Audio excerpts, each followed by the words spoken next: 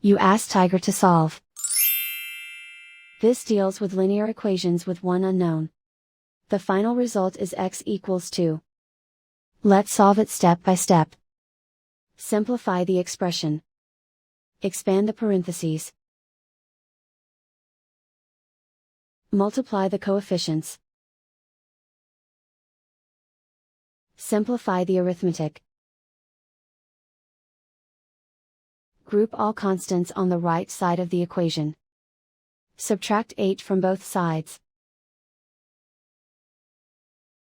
Simplify the arithmetic.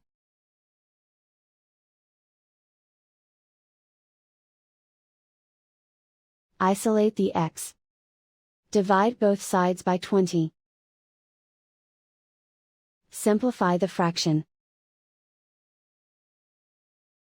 Find the greatest common factor of the numerator and denominator. Factor out and cancel the greatest common factor. And so the final result is x equals 2.